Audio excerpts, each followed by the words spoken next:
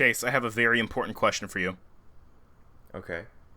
All right, so given that we have seen all of the Spider-Man movies that have ever come out, I have a monumental, life-altering question.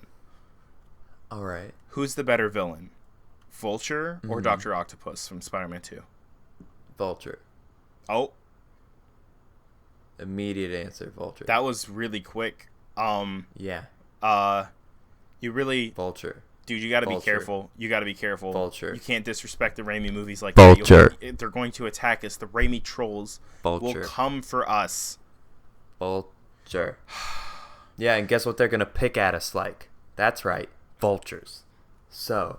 Oh, I would like to state that any opinion given by any co-host or hosts on this show does not necessarily reflect the views of Heroic Power Entertainment as a whole. We reserve the right to deny anything that Chase specifically says, and please don't murder me. Thank you. But no, I don't actually disown that. I do think Vulture's a better villain. Boom. I agree.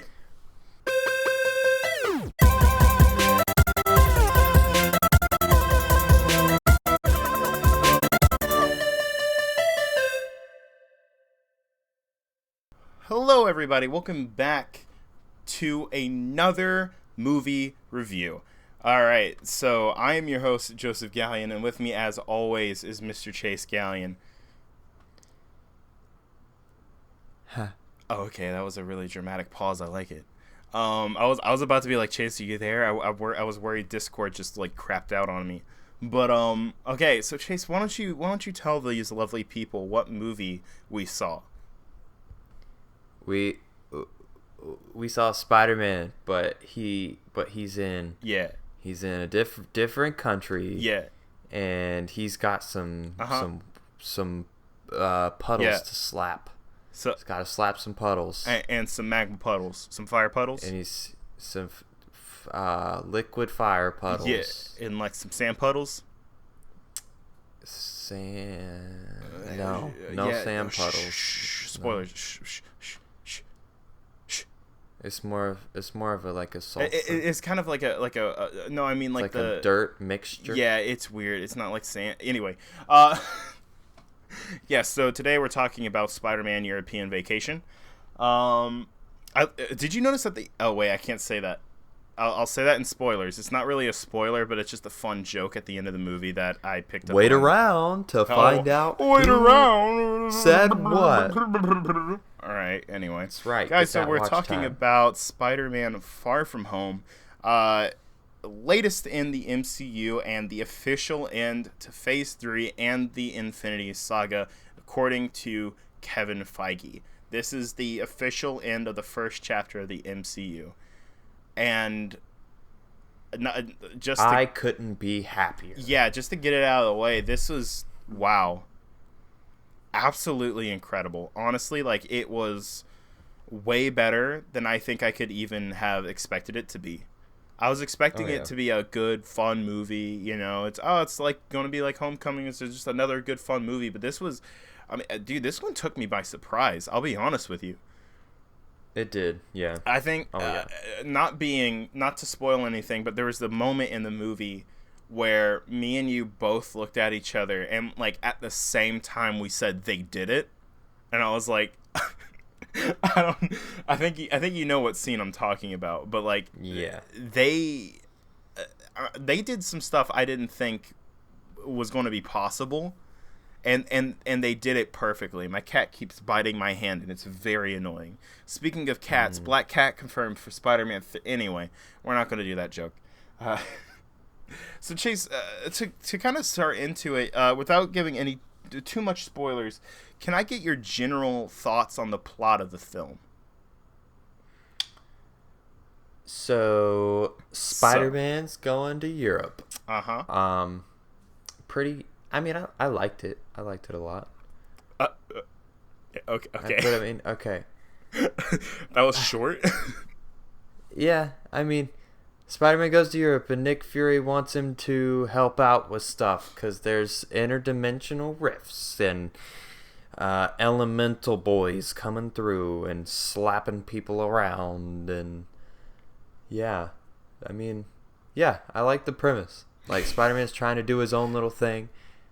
Yeah, but he can't do it. It's Mysterio shows up claiming to be from an alternate universe and is here to help Nick Fury and Spider-Man with taking down these elementals. Nice. I'm being only talking about the things that are in the trailers, which it's Sony. A lot of stuff is in the trailers. Yeah. But we're being very cautious here.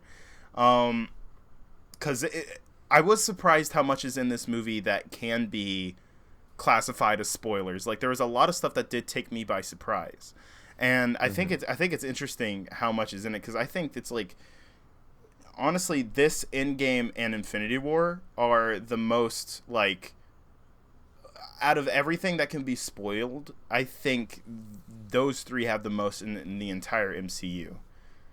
You know, like, it's just like, and I'm surprised that I think after Endgame, like, all the jerks on the internet that intentionally tried to spoil it for everybody were kind of tired and didn't realize how much of a big deal, because there is so much like there is so much twists and turns in Far From Home that I was not expecting, and it was really cool, all the stuff that they did in it, and I'm having to be very careful not to talk about something that will completely ruin the movie for someone. Well, I mean, it wouldn't ruin the movie because, I mean, it's still a great movie either way. But I don't know. Let's talk about the characters of Peter Parker and the class as well. Okay. So yeah, Chase, give me your opinions on our boy Peter Parker here. All right, so Peter Parker, yes, he's trying to ask MJ some certain questions while they're on this certain trip, because he's into her. He likes her. He wants to ask her out on the dates. And yeah. This Nick Fury thing is interfering with you can speak. The whole MJ thing, and then it's causing problems, and Peter is torn. He doesn't want to do it. He's being asked to be Iron Man. He doesn't want to be Iron Man. He wants to be Spider-Man. Because no one can be Iron Man, but he wants to be Spider-Man. Why? Who knows? Yeah, that was a good way of tiptoeing around it. I'm proud of you. I know. Honestly, it's a very interesting plot, and it is cool to see. I think something that is really nice about it is that it's different, you know. It's the same thing that was with Homecoming, I think, where it was something completely different than all the other Spider-Man movies that we had seen to that point, you know. Like, I think for the majority of, like, a lot of the Spider-Man movies before Homecoming, you could kind of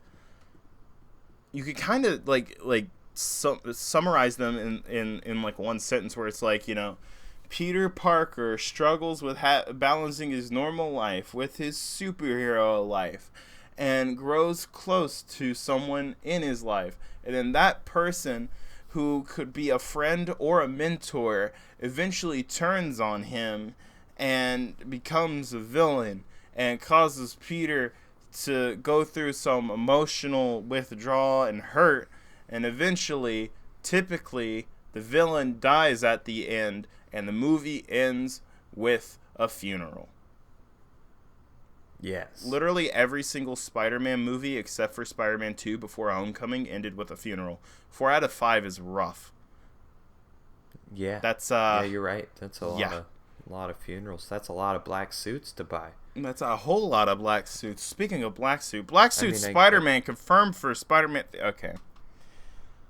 I said I wasn't going to do that joke, but here we are.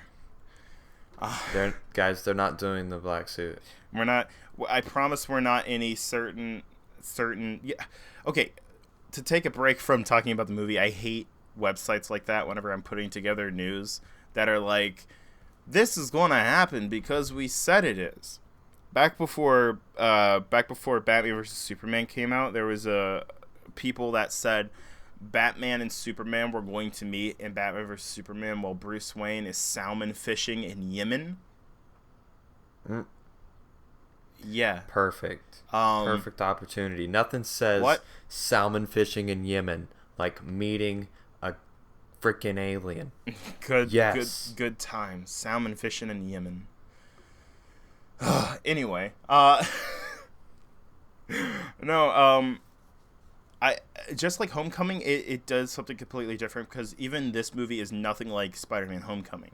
While it is a very great Spider-Man story and really does something different with the character of Peter Parker than we've seen in the other movies, it's a very great Spider-Man movie, but it is completely different than any of the other ones that we've seen. It finally does something other than, Spider-Man fights for New York City, and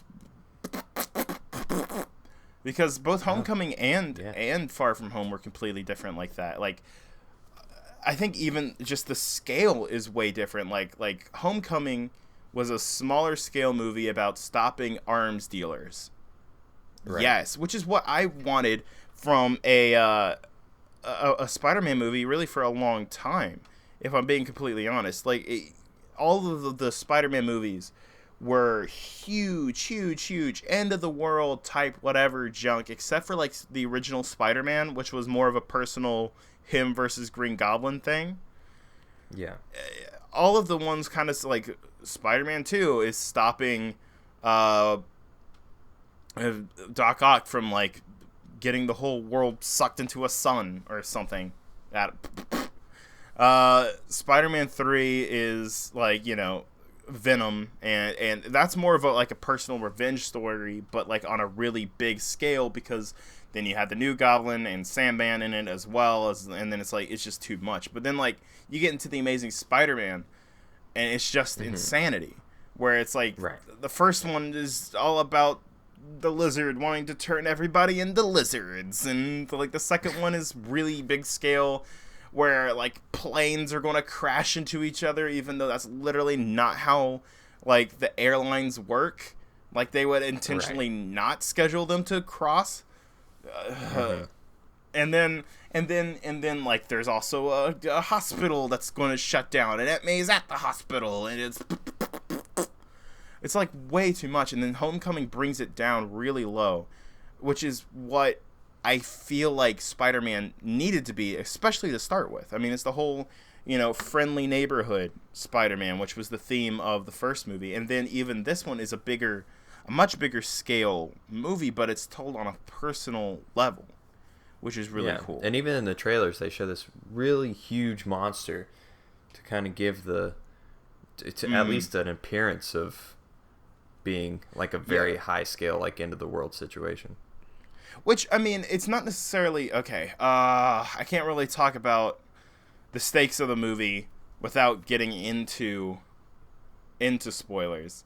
So we won't... I won't go into that yet. But honestly, I think just for a Spider-Man movie, it was just incredible, and it did something new. And I think the best Spider-Man movies are definitely Homecoming, this one, and Spider-Man 2. Like, those three stand head and shoulders, and obviously I'm not counting Spider-Verse. I'm talking live action ones, because that's incredible as well. But geez, why can't the people who do these movies do Batman movies? Dadgummit. I don't know. Matt Reeves is probably going to do a great job with the Batman. I'm looking forward to it, and Robert Pattinson's probably going to kill it. Anyway, it did something really new. It was fresh. It was different. And it stuck true to the comics with all the characters in it. And it was just a really... even the romance in it was just great. Like, okay. Yeah. Agreed. Not getting into spoilers, but the romance between Peter and MJ in this versus in the Raimi trilogy is so much better. I don't know. It's like, I love the Raimi movies. I love them, but I do think the relationship in this movie is much realer. It's much more believable, and it's and has better dialogue, I guess. I don't know. It's just like the whole time during the movie, I was like, crap, they're cute. And I'm like, I'm a 20-year-old man, and I should not be saying people are cute. But gosh darn it, it was cute. Yeah, agreed. They had really good chemistry, and I feel like, I don't know. It makes a lot more sense because in the original Raimi trilogy, I mean, I feel like they took all of the bad things that happens to Spider-Man and they shoved it Yeah. all in that trilogy because Peter's a little sad boy the entire time. Which, Like, and they really did focus on the idea of with great power comes great responsibility, and this movie does a lot of that. I mean, it doesn't necessarily say with great power comes great responsibility, but it does have that theme of taking responsibility and embracing the responsibility that's been thrust upon you, which is a really, really great, it's a really great moral for a film. But yeah, like what you were saying, the Raimi movies do really kind of just like take that idea and then be like, also Spider-Man can't be fun for some reason. Only in certain yeah, moments can it be fun. Other times, right. Spider-Man needs to cry all the time. Yeah. All right, Toby, I hope you have your crying face on. He's like, I always do. Said, which movie is this? It's a Spider. Okay, I got my crying. Okay, I'm ready. Oh, Lordy. I don't know, Chase. If you want to give your final thoughts before we get into like whelmed, overwhelmed, underwhelmed, and then spoilers, you go ahead. Okay. Great dialogue. I loved the action scenes in it. Especially towards the end. Yes, some of those were sir. just phenomenal. I forgot to even talk about that. The action was amazing in this movie. Yeah. I mean, it really felt like Spider-Man. It did, honestly. If you guys are like a fan of action movies in general, go and watch this movie because it's got like a lot of different things coming into play. Yeah, it's got incredible action sequences. It really do. It really do be like that. But anyway, continue, sorry. Okay, so action, relationship. If you want to watch a good, like a teen high school movie, like a teen romance, that's pretty much the first half of the film. And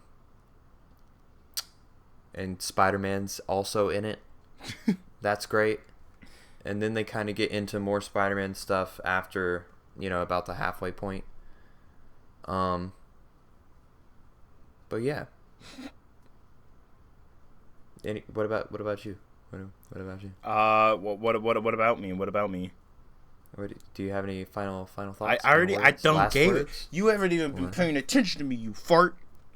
Sorry to use strong language like that. I just, all around, it's just a really well-made film, and it just has, like, I don't know, it's solid with everything. My cat is biting a power cord right now. She's about to electrocute herself. Stop! Light it up. Stop! Hey, I'll shoot you with a Nerf gun. Quick! I don't want you to die. Thank you for stopping. Anyway. I'll shoot you. I don't want you to die. You heard me. I stand by what I said. But either way, this is just a really solid movie, and I'm really excited, especially by the way it ends, which we'll get to in spoilers. I'm really excited to see where it goes from here because it's going to be...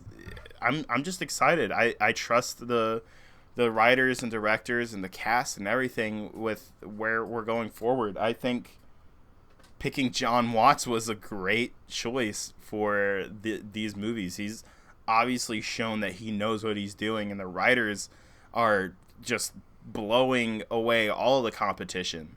Like, it's incredible, honestly. Like, all around, whether it be action, relationships, everything in this movie is just top tier. Honestly, there's hardly any negatives that I can really think of. Like, obviously, okay, pacing's off sometimes. Like, I'd say pacing is off in the first half. Yeah, it's just a little odd moments, and it's mostly just because of the vacation aspect of it. It's just a little bit weird. Yeah. But like it's still like that's the only complaint I can think of. It's just like, okay, the pacing is just a bit weird in the beginning, but it's in service of getting us to the point of the vacation and like, you know, to more of the action sequences and stuff like that. So it makes sense. It serves the story well, even though it is a bit oddly paced. Right. So like, honestly, and it's not even that bad. It's not at all bad, really. It's just like, oh, okay, that's weird, and then you don't think about it until you have to legitimately think about a single complaint, so it doesn't sound like you're getting paid off by Disney. Right. Goodness, this movie was great, and I really want to go see it again. And it's not 3 hours long, so that's a plus. It's not 3 hours. It's shorter. Which I don't mind me a 3-hour movie. But, you know, It's also nice to not sit down for 3 hours and have to hold it in. So, just saying. What are you holding in? Urine? Oh, okay, yeah. Feces? Yeah. What did... Right. Did you just want to hear me say urine? Yeah. I did. Alright, Chase, are you overwhelmed, or underwhelmed by this movie? I am extremely overwhelmed. That's what I'm talking about, my boy. I am definitely same. Like, gosh darn. It really did take me by surprise. I wasn't expecting it to be as mind-blowingly awesome as it was. But they really killed it. Yeah, honestly, like it was great. They did an amazing job. Definitely recommend everybody go out and see it like 3 times in the theaters. Appreciate the movie. But all right, so we're gonna go ahead from here on. Spoiler warning! Spoiler warning! So yeah, if you haven't seen spoiler warning, there it is. If you haven't seen the movie, spoiler warning. If you haven't seen the movie, spoiler warning. We're spoilers. There's spoilers, guys. Mysterio. They did it. Mysterio's a backstabbing. They did it. Oh, it was so head. Perfect, dude. Oh. They do a good job at convincing you he's not a doo-doo head, but he ends up being a backstabbing doo-doo head. Oh. All right, I do kind of want to talk about Edith, though. I think we should talk about Edith first. Oh, the glasses? Yeah, okay, all right. Yeah. All right, so in the trailers, we all saw it. Peter looks over a seat of some sort, and he's wearing Tony Stark's glasses.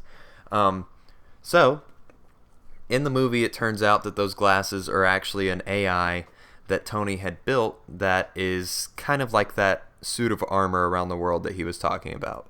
It gives Peter intel about, like, literally everything. Squeaky. If anyone remembers the scene from Iron Man 2 where they're at the UN or whatever, and he just hacks into the TV and their whole system remotely and starts playing, it's like that, but with glasses.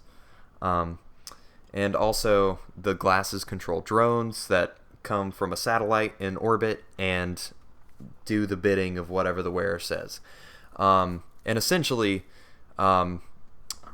Mysterio is after these glasses because without these glasses, he can't, make his plan work. He can't be the next big superhero like he wants to be. He can't get the popularity, the recognition that he believes he deserves. Correct. Which, I mean, he had a really good backstory. Dude, that whole sequence in the bar where it goes through all the people in his group, I was like, oh, snap! Like, holy cow, that was great. Where it's him that came up with the technology that Tony Stark had in Civil War, and then it showed the guy from, like, the original Iron Man. I was like, dang, dude. Yeah. Daggone. It was so cool to see that. Like, honestly, like, that was, so good. So good. Sorry. Anyway, back to what you were saying. Sorry. No, I mean, I think that was a good point to take off at. Like, yeah. So, Mysterio's after these glasses. His big plan is to become a big superhero, but obviously he's not going to really be being a superhero. He's just kind of faking it. Yeah. That sentence didn't make any sense, but we're moving I'm along proud of anyways. So, yeah, pretty much, essentially, like, at this bar that Peter and him are at, he talks Peter into giving him the glasses, and kind of swindles him into it. And then you kind of see all these projectors and stuff start to turn off, and the whole thing fades away. And yeah, that's where he does his little evil monologue, where they, say the plan and what they're gonna do. And Jake Gyllenhaal, all that stuff. Oh my gosh, like that switch between like good guy Mysterio to real Mysterio, I was like, yo, that was like incredible. As soon as the artists fade away or whatever, and it's just him, and he's got the glasses. I love how he's just immediately even the change in his get face. This suit off me, like he's just let's go. Oh, dude, I gotta go see that movie again. Honestly, I cannot. Yeah. I just had such a good time watching the movie. Like, it just, I was enjoying it the whole time. Like, it was just great. So Mysterio's plan made a lot of sense, actually. Personally, it worked with the universe that they set up with and everything, and and it had good motivation, and the whole team behind Mysterio worked really well. Like, I was, dude, the Mysterio sequence, where he's freaking screwing with Peter. Oh my gosh. You guys should just go watch the movie for that alone. Honestly. If you're still watching. Also, if you're still watching, you're a dummy. Yeah, like, if you're not, you're an idiot if you haven't clicked away now. Right. But, okay. Go watch it. It's great. One thing I really liked about it that I was a little bit nervous about going into the movie, I was like, oh, they're just going to take all of these characters and villains that I like, specifically Sandman, who is my favorite Spider-Man villain because he's not always just a villain and he's a more complex character. Like, they're going to take these characters and just, they're elementals and they're evil forces and they're blah, yeah, whatever. They're going to be like whatever villains. I was like, great. But then, no, they're not actual characters. They're just projections. They're not even, it's not Hydra Man. It's not Molten Man. It's not, it's not Sandman. It's not whatever wind creature. I mean, that one didn't have a name because there's not Airman. Airman. I'm the fart. The fart. Yes, there it is. The fart. Played by Chase Silent Gallion. but deadly. Goodness gracious. Even like, just like, and then them making it just projections. I was like, even like for me, I was like, okay. Good, because even though Sandman was in Spider-Man 3 and he was good, he was the best part of that movie. I still want to see Sandman again because, again, favorite villain. So, like, even though I might not get Sandman, I would still very much like the opportunity and chance to see Marvel just do their magic with Sandman because they kill it every single time, I don't know. I think that would be really fun. So, I don't know. That's just my just another thing that I loved while I was watching the movie is like, and then Mysterio is the villain. I was like, yep, good. Yeah, cool. Right. Oh, yeah, because I was honestly skeptical on whether or not they were actually going to do that. Yeah, really? Yeah, I was unsure, but... Do you think they were actually going to make Mysterio maybe heroic? I mean, they did. Well, I mean, yeah, but it was fake. I mean, that's how he was originally introduced in the comics. Right.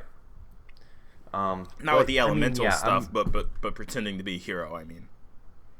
But, yeah, I did think that they were going to have him maybe be good for, like, a movie or, something to establish it maybe even more. Yeah. But I feel like what they did was really good, and especially how they marketed it with the trailers and how they introduced him and everything. I feel like everything was well thought out. That worked really well. And for people who didn't know who Mysterio was, it's like that works really well as a twist. So like I can't wait to show this to like my family and everything. For like my brothers who know Mysterio is a bad guy, seeing them like Mysterio and then him go evil would be fun. But even like for my parents who, I mean, they don't know comics and stuff like that. So for them to be like, oh, this guy's cool, and then boom, freaking hit him with the switch up. I'm like, yes, good. it was just a really well handled twist. Like, that was, even for fans of the thing, it's like really enjoyable watching it happen, because I think everybody had their own theories going in. Like, me personally, I wondered if what would happen is if he was really from an alternate universe, and all of these elementals were either projections or just jobbers. Because, like, the way I was thinking of it, like, I thought it would be interesting if Spider-Man discovers that all of these elementals are just guys getting jobs. Like, it's Sandman, it's Hydro Man, it's Molten Man, it's all these guys that are just getting paid to do this, and by Spider-Man's, like, the MCU's real Mysterio, and that the actual Mysterio is from a different universe where the elementals are a real thing. Yeah, well, that was the theory I was going into it with, is that there would be an alternate universe Mysterio and then a Spider-Man's Mysterio who was a villain, and then the good Mysterio would die, having Peter have like a third Uncle Ben, because like Uncle Ben, Uncle Tony, and now Uncle Mysterio. Like, yes, that's make that what a T-shirt, Uncle Mysterio. Uncle Mysterio. Make it happen. Uncle. Is there anything else in spoilers you want to talk about before we start talking about end credits? Because that's a huge thing. Ned and Betsy, or what's her name? Betty, not Betsy, but Betty. Yeah, dude, they get together. That was hilarious. That's funny. That was really good. A good bit. I can't think of a joke that didn't work in the movie. Because they really nailed the comedy in this as well, and it wasn't like too much or anything. One thing I was sad about, but it made sense because it was during the summer. I was upset I didn't get to see more Hannibal Buress as coach, whatever. I want more Hannibal as the coach, because I love him. He's freaking great in everything he's in. Peter runs out of detention. No, wait. So, I'm pretty sure, shows the video, Captain Mary's like, I'm pretty sure this guy's a war criminal now, but I don't know. I love Hannibal's like his delivery on everything is so funny. Just like the nonchalant whatever delivery that he gives on like even all of his normal jokes. It's just too good. But okay. End credits? Happy and like Happy in the movie. Oh yeah, Happy in May. Yeah, well, even just Happy in general as well. Yeah. I think that he was really good in the movie.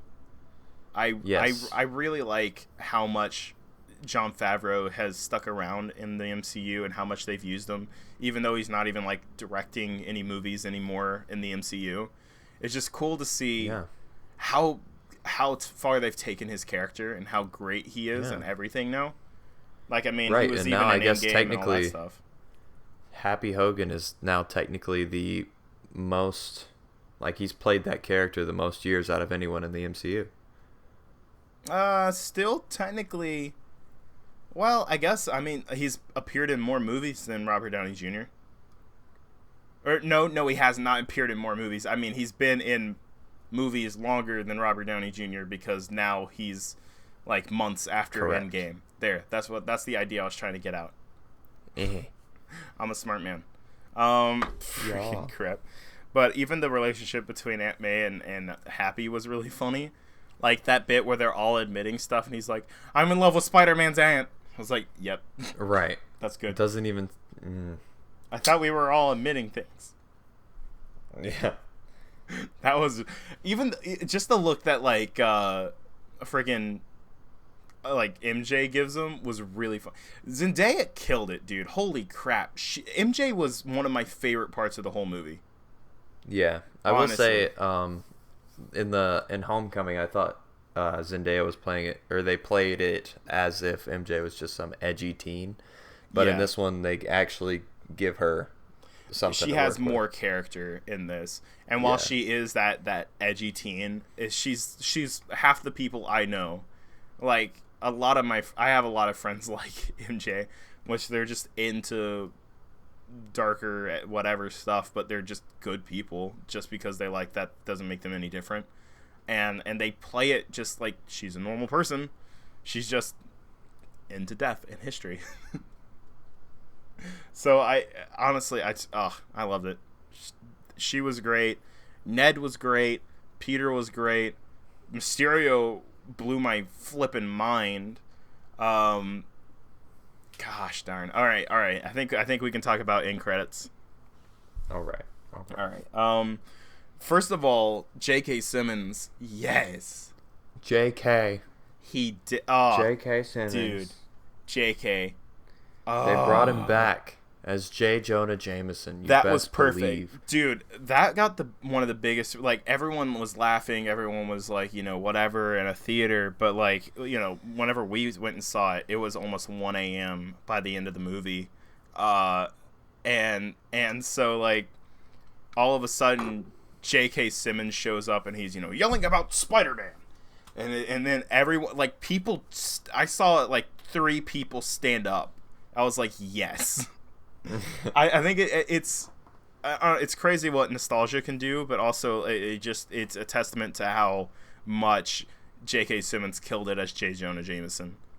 Oh gosh, yeah, when you can span over 2 franchises. Yeah, and like that's great. And people are like, he's the only person who can play Spider or J.K. Simmons, and it's like, well, yeah, actually, honestly, yeah, I believe it. If anyone else would have played him, it would be different, but I could have seen, I think I've said it before on the podcast, but the guy who plays Ron Swanson, I feel like, and for some reason I can never remember, why can I never remember his name whenever he comes on? His name's Nick Offerman. Nick Offerman, thank you. Gosh, I can never remember his name, and I feel like such a fart because he's great in everything he's in.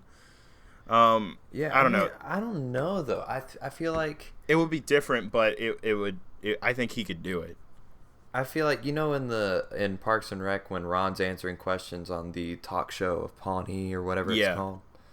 I feel like it would be more like that, more subdued. But at the same time, I feel like at the same time, I feel like he couldn't be angry enough. Like he couldn't yell enough. I would say. I don't know. I mean, he's an actor. Well, I mean, to be fair, you wouldn't believe that he played the metal beard pirate guy from the Lego movie, but that was him. I don't remember. Okay, you scumbag.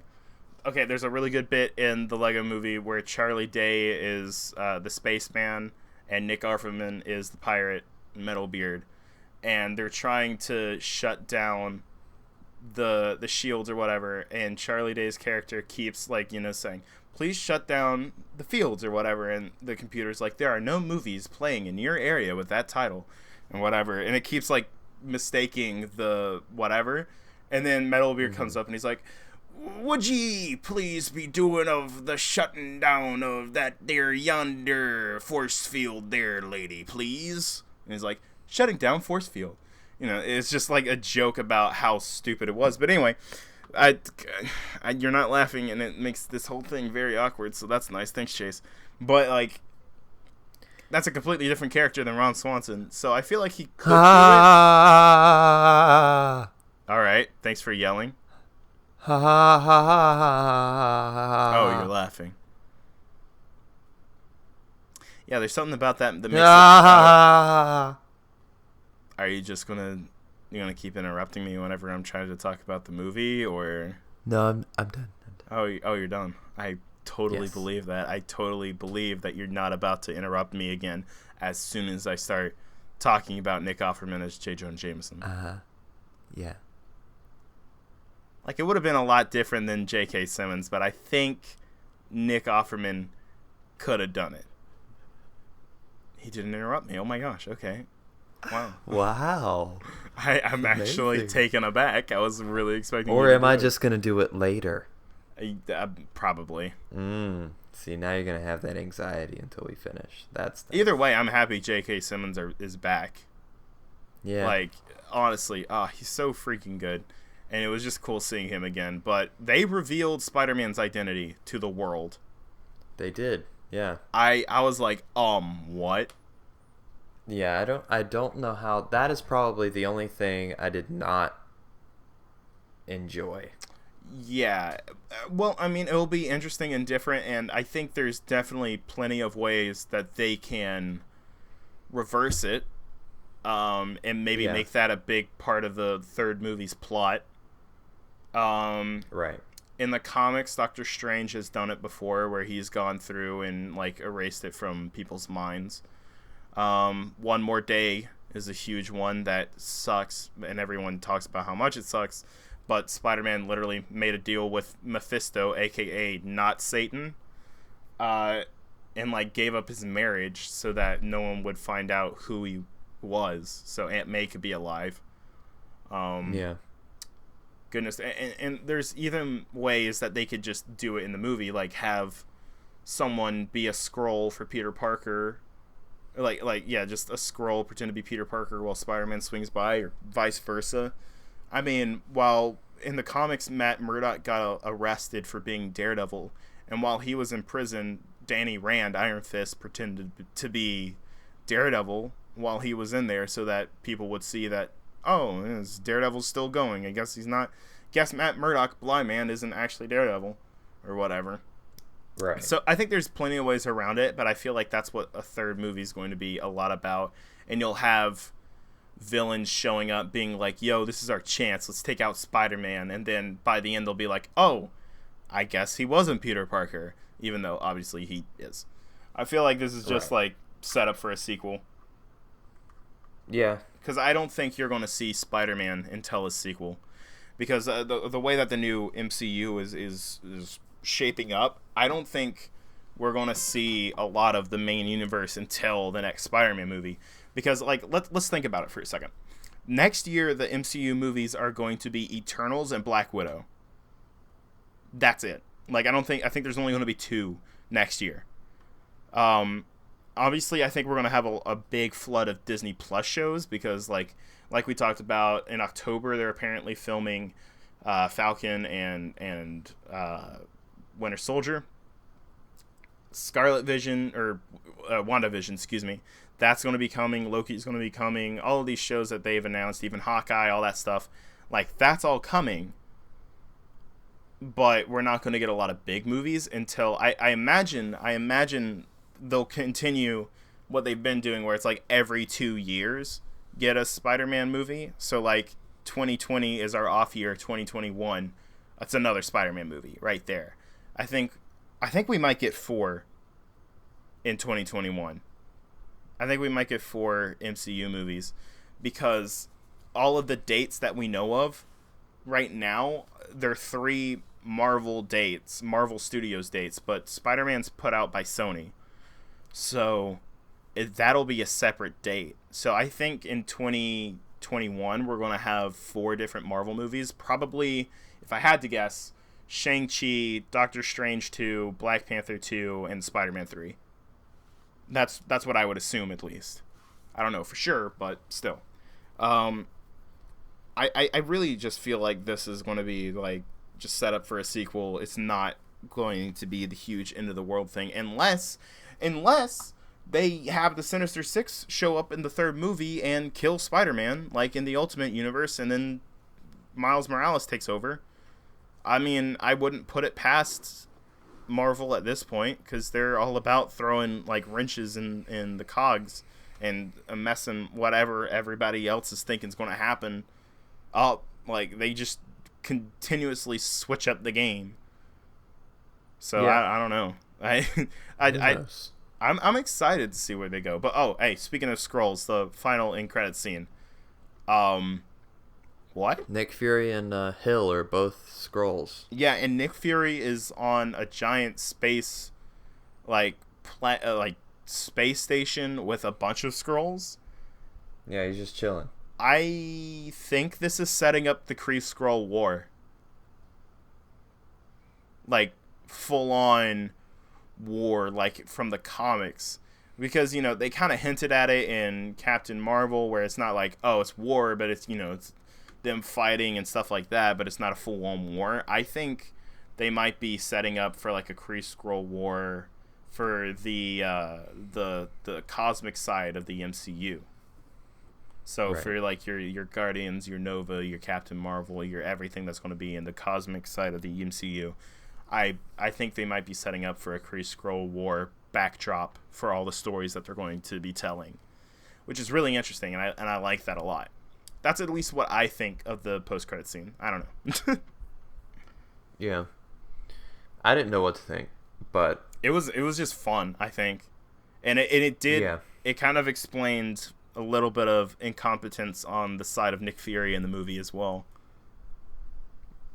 Yeah, it does because because it was but he Talos also and his wife. yeah, and he also explains, I used to know everything and then I got snapped out of existence and everything's Yep. changed. So that Yep. also could have been another reason for it. It would work both ways, I think, where it's like, Yeah. oh, it works as Nick Fury, and it works really well as a Skrull as well, or Yeah. Talos I would kind of specifically. wish we would have gotten more of that, like of Nick Fury kind of freaking out because he does not know.